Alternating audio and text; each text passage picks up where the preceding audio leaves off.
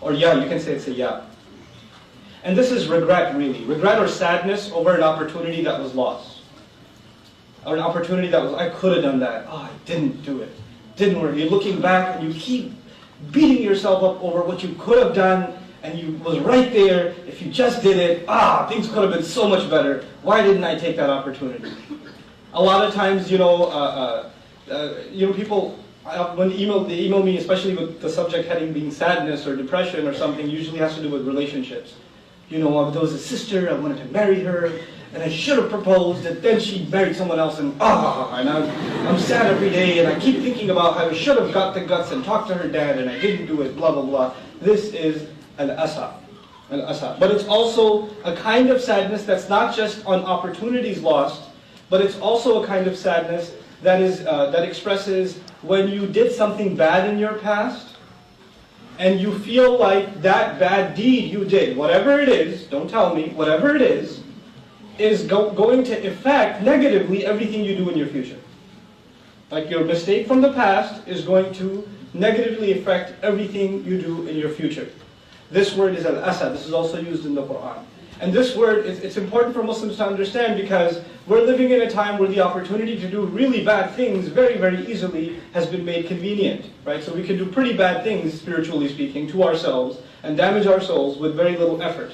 And when that happens, then we get into a state of depression. What kind of scum am I? To the world, where the world thinks I'm Muslim, but look at me on the inside, look at the kinds of stuff I'm up to, how can I even live with myself? And there's this regret over what you've committed in the past, and what most people do when they don't know how to deal with this, is they look at their past mistake, and they define themselves with their past mistake.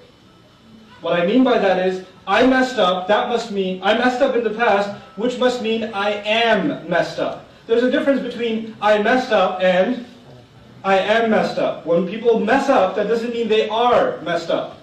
That just means they messed up in the past. That is no guarantee that they will mess up in the future until they convince themselves that they are in fact messed up. The only one who can mess you up is your own conviction. Allah Azza wa Jal built you with taqweem. You could get hit, that building could get hit, it could get rattled, but you can fix the damage and maintain the building. Or you could say, let it get hit some more until the building collapses. Then don't blame the architect. And don't blame the architect. That's you brought that on yourself. You cannot live with that kind of constant negative being brought back over and over and over again. There are mother-in-laws, especially in Desi culture, that relive sad incidents in the past. Or they don't let their daughter-in-laws, or the daughter-in-law doesn't let the mother-in-law, or the father doesn't let the son or daughter, they don't let them get over what happened. Just get over it. Move on with life. They can't do it.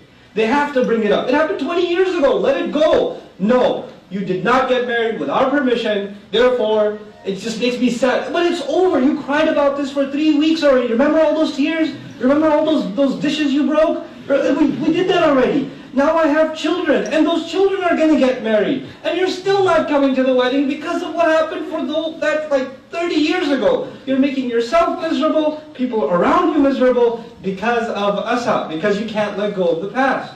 And you're letting it cloud the rest of your future.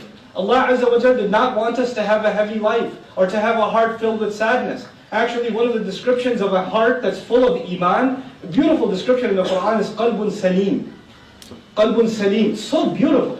The word salim in the Arabic, you know one of its meanings? Healthy. One of the meanings of salim is healthy.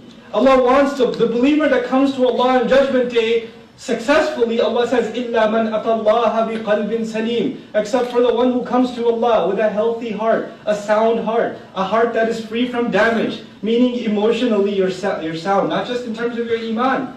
But these emotions have an effect on our iman. Fear, anger, depression, grief, all these things are directly related to our iman.